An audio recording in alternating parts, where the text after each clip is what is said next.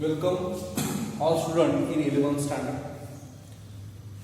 Today we see the mathematics. I teach you mathematics and my name is Limbude AP. We see the today mathematics paper first, chapter number 1, angle and its measurement. First of all, we know the little bit introduction about the angles. First, we see the acute angle. All people know the definition of acute angle. The angle which is a measure less than 90 degree, nothing but acute angle. What about obtuse angle? Measurement above the 90 degree. And what about exactly 90 degree? The measurements of an angle, nothing but 90 degree. That is called right angle. Okay, these are three types of angle. All people knows the construction about the how to draw the angle. Okay, here we will see the question. Draw the angle ABC, measure 40 degree. By using protractor, we draw this angle. We see the difference of measurement of two angles. First of all, we write here, draw here line. I call it as a ray, not a line. Line, there is a two arrows, but at a ray, there is a one point is break and one point is look like an arrow. Okay. Then we draw the angle 40 degree.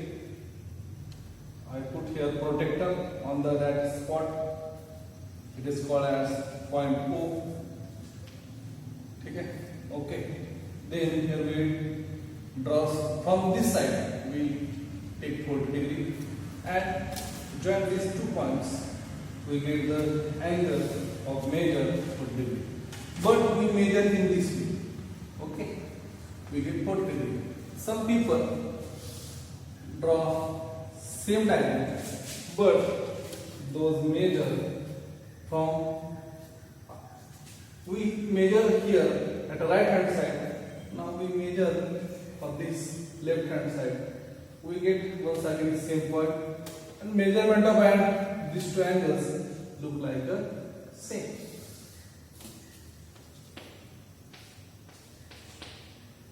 Here we write the name AOB. Here is also AOB. Measurement of angle, these two angles are same.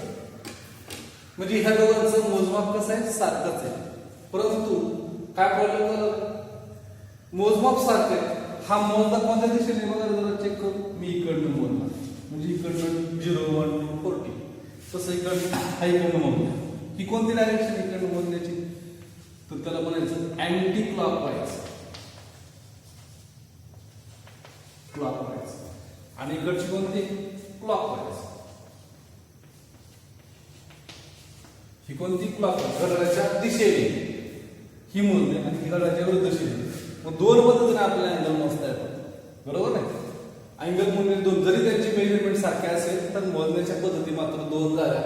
एक झाली clockwise आणि दुसरी कोणती झाली anti clockwise direction. म्हणजे याला direction आहे हे आपल्याला कळलं. कोणताही अँगल ड्रॉ करायचा असेल तर दोन पद्धतीने ड्रॉ करू शकतो. We measure by using the anti clockwise direction and we measure by using clockwise direction. Okay. आणि मग हा अँगल तयार होतो म्हणजे नेमकं काय, तर रे OA it rotate about a point O to get OB, position of OB. Then this measurement nothing but an angle, measures of an angle. आणि मग त्या ठिकाणी काही ठराविक कोण तयार होतो. हा इनिशियल आर म्हणजे सुरुवातीचा जो काय म्हणजे इनिशियल आर हा टर्मिनल आर पर्यंत जाऊन पोहोचतो आणि त्यावेळेस काही या ठिकाणी मेजरमेंट तयार होतं, काही मोजमाप तयार होतं आणि तो मोजमाप nothing but measurements of a angle. दोन पद्धतीने होतो, एक क्लॉकवाईज होता आणि एक अँटी क्लॉकवाईज. लक्ष देतो सगळ्यांच्या. ओके. नाव आणि मग असं दोन पद्धतीने मोजण्याच्या जी पद्धत आहे त्याला एक विशिष्ट असं या ठिकाणी नाव दिले डायरेक्टेड अँगल. काय म्हणलं जातं डायरेक्टेड अँगल. डायरेक्टेड म्हणजे विशेष दिशेने मोजणे. बघा आता हा जो रे OA इनिशियल आहे हा रोटेट होतो उपाशी आणि come closer and closer to at the position of P. हा इथपर्यंत जातो आणि मग काय तयार होतो रे OB. आणि याच्याबद्दल जे मेजरमेंट आहे त्याला काय म्हणलं पाहिजे आपण डायरेक्टर. हा कोणत्या दिशेने मोजला गेला अँटी क्लॉकवाईज डायरेक्शन. बघा डेफिनेशन सांगतात, the order pair of rays OA bar and OB bar. आता आधी कोणता आला OA बार, नंतर आला OB bar. Together with the rotation of the ray OA to the position of the ray OB. म्हणजे OA आपलं rotate झालं आणि कोणत्या पोझिशन पर्यंत जाऊन पोहोचला, OB पर्यंत जाऊन पोहोचला, इज कॉल्ड डायरेक्टेड अँगल. काय म्हणतात त्याला? Directed angle. म्हणजे एक रे हा दुसऱ्या रे पर्यंत जाऊन पोहोचतो आणि मग त्या पोझिशनला काय म्हणतात त्याला?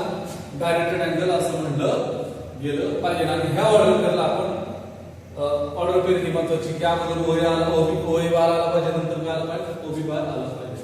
आणि मग ही लिहिण्याची पद्धत कशी? Directed angle. हे मुद्दा म्हणून असं दिलंय डायरेक्टेड अँगल डिनोट करण्यासाठी AOB. ओके, म्हणजे अशा पद्धतीने डायरेक्टेड अँगल आपल्या या ठिकाणी दाखवलं जातं. आता डायरेक्टेड अँगल देखील दोन पद्धतीने मोजला जातो, एक क्लॉकवाईज डायरेक्शन आणि एक कोणता? Anti clockwise direction. मग क्लॉकवाईज डायरेक्शन जो मोजतो तो नेहमी पॉझिटिव्ह अँगल असतो आणि जो अँटी क्लॉकवाईज डायरेक्शन मोजतो तो नेहमी कसा असतो? निगेटिव्ह अँगल असतो. ठीक आहे. आता तुम्ही म्हणसाल सर हे दोन्ही जर अँगल आमचे सेम आहेत, मग तुम्ही पॉझिटिव्ह निगेटिव्ह कसं म्हणता? तर ज्यावेळेस आपण ह्या डायरेक्टेड अँगल मध्ये म्हणून त्याला नाव दिलं डायरेक्टेड, याला काही वेगळी काय अटॅच केलेली दिशा, इथं फक्त आम्ही अँगल मोजतो, इथं डायरेक्टेड अँगल मोजतो आणि मग याला काय अटॅच झाले? त्याची डायरेक्शन अटॅच झाली म्हणून त्याला डायरेक्टेड अँगल म्हणलं पाहिजे. इथं डायरेक्शन दोन डायरेक्शन, अँटी क्लॉकवाईज आणि क्लॉकवाईज डायरेक्शन. आणि मग ज्यावेळेस मी अँटी क्लॉकवाईज डायरेक्शन मोजतो त्यावेळेस माझा अँगल पॉझिटिव्ह असतो आणि क्लॉकवाईज डायरेक्शन मोजतो त्यावेळेस अँगल माझा निगेटिव्ह असतो, जरी त्यांचे मेजरमेंट सारखे असेल तरी. ही गोष्ट आपल्या लक्षात आली पाहिजे. ओके, ठीक आहे.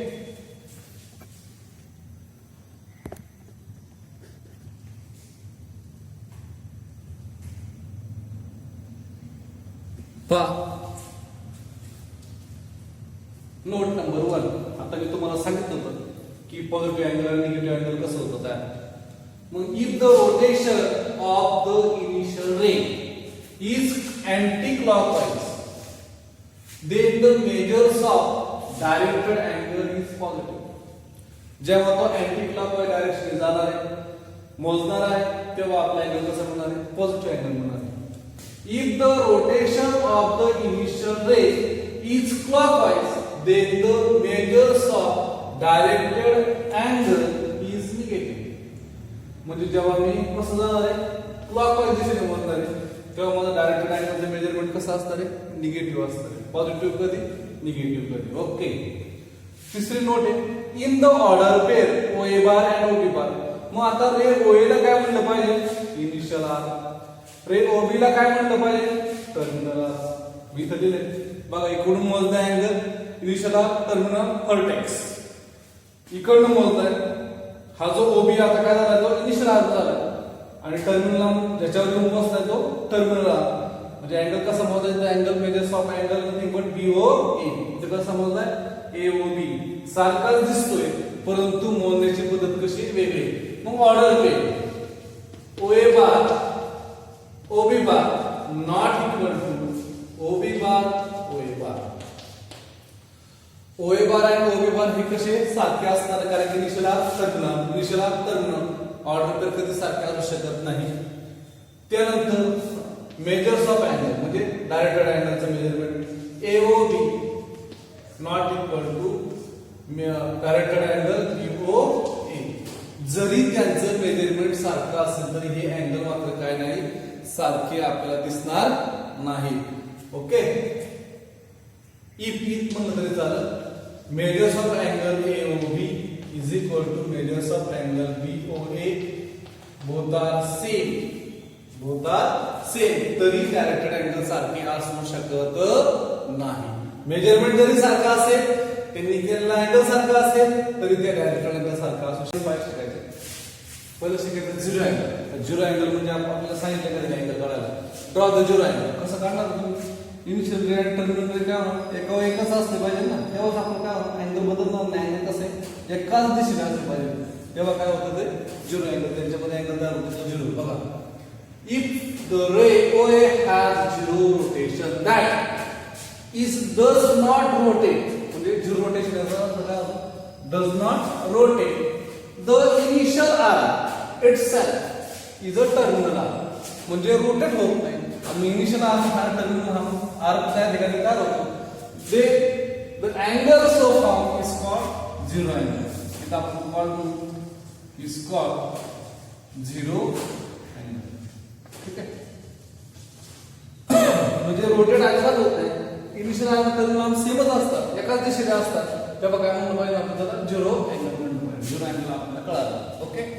बघा परत सांगतो if the ray OA have zero rotation, that means what, does not rotate the initial arm itself as a terminal arm OB, the angle so formed is called zero angle. Okay. इथपर्यंत कळलं zero angle बाबत. अशी diagram काढायची आणि AB एकाच दिशेला दाखवायची. आता one rotation angle. After one complete rotation, if the initial ray OA coincide with the terminal ray OB, then so form the angle is known as one rotational angle.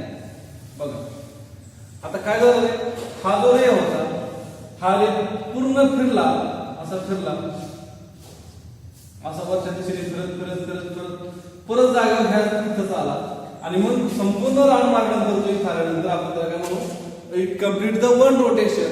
Initial arm and terminal arm काय झाले, coincide झाले, एका वेगच आले.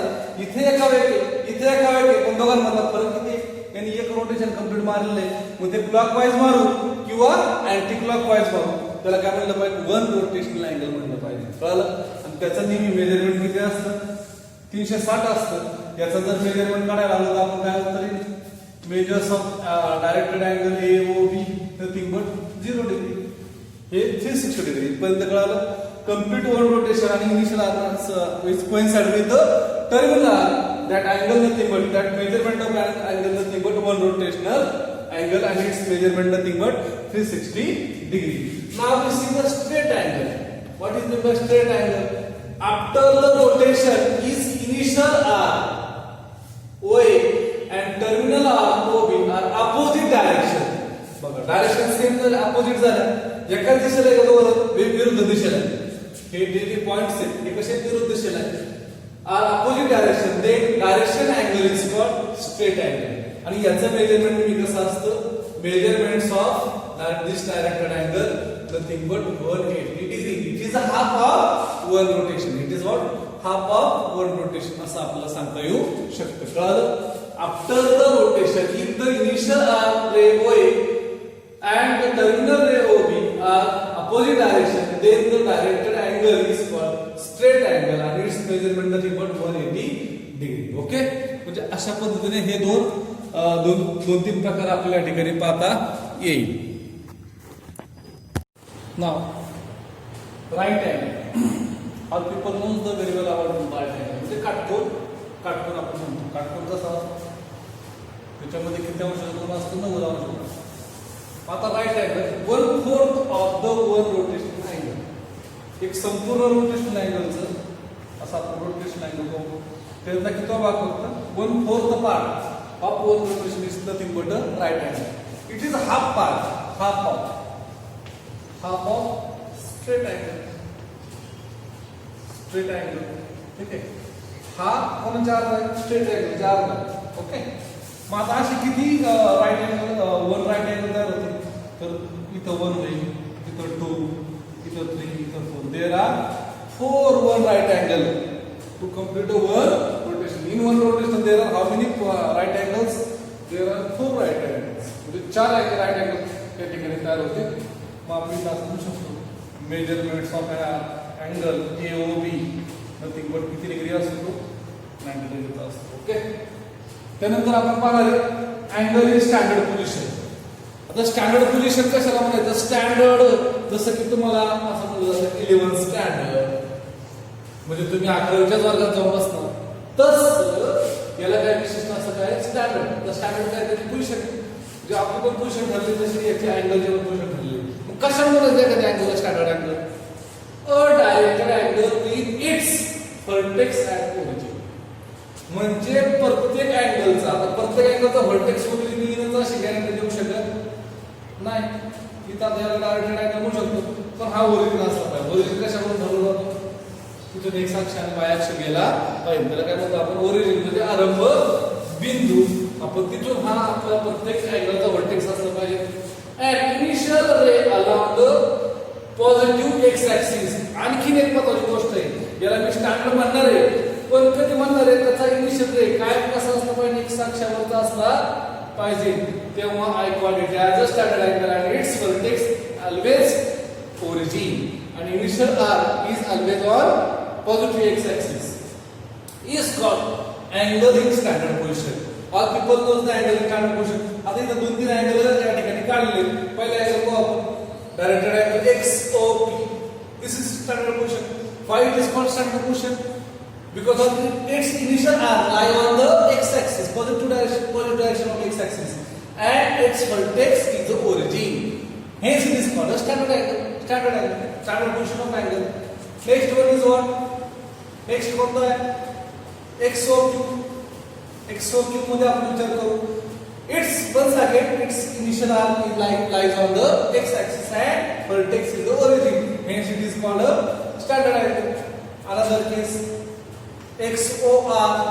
This is also example of standard angle because of its initial arc nothing but x-axis, its vertex nothing but origin, and hence it is called a standard position of angle. It is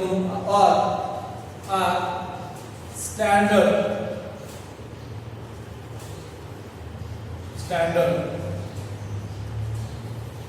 angle is standard. All are angle in standard position.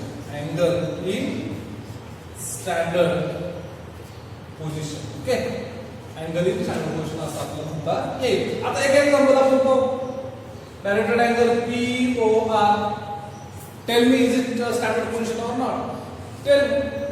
आता एखादा म्हणतो standard position नाही, origin vertex आहे. Sir मधला जो असतो त्याला आपण व्हर्टेक्स म्हणू, तो ओरिजिन आहे, परंतु it's initial arc can not lie on the x axis. त्याचा जो सुरुवातीचा PO जो आहे तो मात्र एक्स अक्षावरती नाही, म्हणून it is not angle in standard position. It is not standard angle. ठीक आहे, स्टँडर्ड पोझिशन. कळलं? म्हणजे हा का नाही, आणि मग हे का होते? कारण कळलं की याचा initial arm lie on the x axis, याचा initial arm lie does not lie on the x axis. या सगळ्याच्या व्हर्टेक्स ओरिजिन वरती, परंतु याचा इनिशियल नाही. एवढा त्या दोघांमधला काय फरक आहे? म्हणजे अँगल इन स्टँडर्ड पोझिशन आपल्याला कळलं की परत त्याचा पाहू शकतो directed angle with its vertex and origin. महत्त्वाचा मुद्दा, initial arm along positive x axis and is called, त्याला काय म्हणा, अँगल इन स्टँडर्ड पोझिशन म्हणा. ओके, कळलं सगळ्यांना? ठीक आहे. Now angle in quadrant. आता काय शोधायचं आपल्याला? Angle in quadrant. क्वाड्रंट म्हणजे काय? There are 4 quadrant. All people know the quadrant. Okay, हा फर्स्ट क्वाड्रंट आहे, हा सेकंड क्वाड्रंट आहे, हा थर्ड क्वाड्रंट आहे, आणि हा फोर्थ क्वाड्रंट. मग आता विचारलं का दिलेलं काय? Angle in quadrant. मग तो पहिल्या क्वाड्रंट मध्ये, सेकंड क्वाड्रंट मध्ये, थर्ड क्वाड्रंट मध्ये, फोर्थ क्वाड्रंट मध्ये. मग आता काय सांगितलं definition? A directed angle in the standard position. पहिला तो काय असला पाहिजे? Standard position. मग परत आता आपण मागतो अँगल इन स्टँडर्ड पोझिशन म्हणजे काय? आताच आपण पाहिलं काय पाहिलं? It's initial ray always x axis. Initial arc always x axis and it's vertex always origin. म्हणजे ह्या दोन गोष्टी असेल तर त्याला स्टँडर्ड पोझिशन म्हणून, अँगल इन स्टँडर्ड पोझिशन. मग ते सांगितले कोणताही डायरेक्टेड अँगल स्टँडर्ड पोझिशन मध्ये असला पाहिजे. ओके, मान्य. Set to be particular quadrant if the terminal ray lies in that quadrant. मग आता हा फर्स्ट क्वाड्रंट मध्ये अँगल आहे, सेकंड क्वाड्रंट मध्ये अँगल आहे, थर्ड क्वाड्रंट मध्ये अँगल आहे, ते जर शोधायचं असेल तर मी डायरेक्ट काढले. मग आता इथे मी जर नाव घेतलं कोणता? डायरेक्टेड अँगल XOP, तर तुम्ही मला सांगा विच क्वाड्रंट मध्ये लाया? तर सहज येतं आपल्याला सांगताना हा कोणत्या क्वाड्रंट मध्ये? फर्स्ट क्वाड्रंट मध्ये. बरोबर आहे का? म्हणजे याचा जो टर्मिनल रे ज्या क्वाड्रंट मध्ये लाय आहे तो अँगल त्या क्वाड्रंट मध्ये लाय असं आपण म्हणता येऊ शकतो. दुसरी केस कोणती? Angle XOP. Five can not return POQ.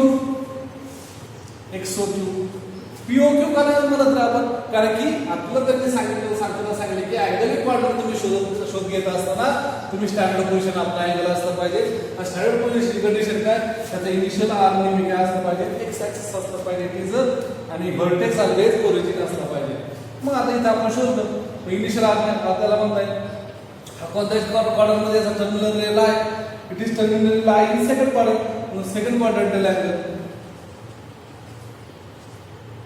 Second quadrant म्हणजे लाई इन सेकंड क्वाड्रंट म्हणलं तरी चालेल. आणि तिसरी केस XOR, it is Lai in third quadrant. Okay, म्हणजे आपल्याला एक लक्षात द्या की आमचा जो इनिशियल आर्म तो सेमच आहे सगळ्यांचा, फक्त टर्मिनल आर्म ज्या क्वाड्रंट मध्ये आहे त्यावरती आपण ठरवलं जाईल. आता एखादा म्हणजे जर आमचा टर्मिनल y अक्ष असेल मग त्याला काय करायचं, तर त्याला इथे नाव दिलं काय म्हणतो आपण, क्वाड्रंटल अँगल. काय म्हणतात त्याला, क्वाड्रंटल अँगल. एखादी शंका आपल्याला आलीच, सर इथं माझं जरी असं असतं y अक्षावर असं असतं तर काय केलं असतं तुम्ही, तर त्याला नाव दिलं अँगल इन क्वाड्रंट आहे. आणि इथं काय म्हणतात क्वाड्रंटल अँगल. दोघांमधला फरक कळतं ना. म्हणजे अँगल इन क्वाड्रंट वेगळं की it is lying in between that quadrant, पण it is lying on the axis. आणि म्हणून ह्या दोघांमधला फरक आपल्याला सांगता येऊ शकतो. Directed angle is standard position, इथे सांगितले स्टँडर्ड पोझिशन सेमच आहे. Where terminal ray lies along the x axis, terminal ray lies along the x axis और वाय ऍक्सिस. बघा इथं टर्मिनल रे लाईज काय सांगितलंय, लाईज इन क्वाड्रंट. चार क्वाड्रंट मध्ये कोणत्या क्वाड्रंट मध्ये असू शकतो, इथं मात्र काय सांगितलं एक्स अक्षावर किंवा वाय अक्षावर असतं पाहिजे. आणि मग त्याला काय म्हणा तुम्ही, क्वाड्रंटल अँगल म्हणा. अँगल इन क्वाड्रंट वेगळं आणि क्वाड्रंटल अँगल वेगळं, दोघांमधला फरक आपल्या लक्षात मिळाला. मी इथं काय नाव देत आहे बघा, मग इथं आहे POQ किंवा XOQ म्हणलं तरी चालेल. नंतर इथं आपण असं म्हणू शकतो XOP, झिरो अँगल आहे, मेजरमेंट ऑफ अँगल किती 0 डिग्री, इथं आलं 90 डिग्री, हे 90 च्या पटीत असतं. XOR 180 डिग्री, त्यानंतर XOS 90 डिग्री पण 360 डिग्री पण होईल. एक रोटेशन मारलं 360 डिग्री होतं, तर 270 डिग्री. म्हणजे अशा पद्धतीने याला काय म्हणायचं, क्वाड्रंटल अँगल. दोघांमधला फरक कळाला. अँगल इन क्वाड्रंट वेगळं आणि क्वाड्रंटल अँगल वेगळं. क्वाड्रंटल अँगल मध्ये काय पाहिलं, आपला terminal lies along the x axis as well as y axis. आणि अँगल इन क्वाड्रंट मध्ये आम्ही काय पाहिलं, terminal ray lying between the quadrant, first quadrant, second quadrant, third quadrant. म्हणून त्याला क्वाड्रंटल अँगल इन क्वाड्रंट आणि क्वाड्रंटल अँगल दोघांमधला फरक आपल्याला लक्षात आलेला आहे. Okay, now coterminal angles. आता को टर्मिनल अँगल्स याच्यात अर्थ दडलेला आहे. को म्हणजे common, co indicate common, common terminal angle. जे अँगलचे टर्मिनल रेज कॉमन असतात त्यांना काय म्हणायचं, common terminal angle. It is very simple.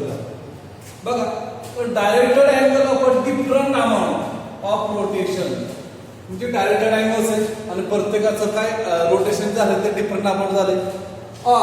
Having same position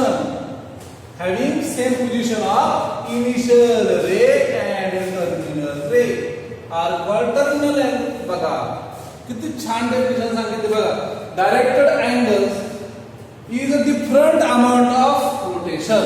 प्रत्येक अँगलचं डिफरंट अमाउंट ऑफ रोटेशन आहे. परंतु having same position of initial ray and terminal ray are called coterminal angle. म्हणजे initial arm same आणि terminal arm same. आणि मग अशा अँगलला काय म्हणायचं आपण, को टर्मिनल अँगल म्हणतात. त्याचा टर्मिनल आर्म काय होतो, सेम होतो. बघा एक एक्झाम्पल इथं सांगितलं. बघा आता मी पहिले इथे एक्झाम्पल करतो. Directed angle, measures of directed angle. पहिला AOB. इथं जर मी बारकाईने पाहतो अँगल किती आला रे, 30 डिग्री आला.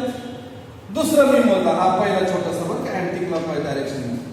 दुसरा directed angle AOB nothing but दुसरा आपण दुसरा हा 390 डिग्री.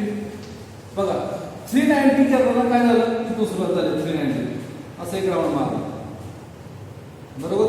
एक राऊंड मारला किती झालं 360. आणि परत तो 30 ने वर सरकला म्हणून किती अँगल आला 390 डिग्री. हा झाला. याचं काय झालं, इनिशियल आर्म टर्मिनल आर्म सेमच झालं. कोणासारखं आलं, 30 डिग्री सारखं आलं. आता आज एक measurement of angle AOB, directed angle AOB काय होईल बघा, खालून मोजा, उलट्या दिशेने मोजा. उलट्या दिशेने मोजा आपला अँगल काय होतो, मेजरमेंट ऑफ अँगल निगेटिव्ह होतो. आणि मग हा निगेटिव्ह दिशेने आपण मोजल्यानंतर काय लक्षात आलं, बघा किती भरला, 30 ने कमी, 30 60 30 ने कमी म्हणजे किती आलं, -330 डिग्री म्हणजे 330 डिग्री. आता हे these three angles are coterminal. Example of coterminal. Why it is coterminal angle?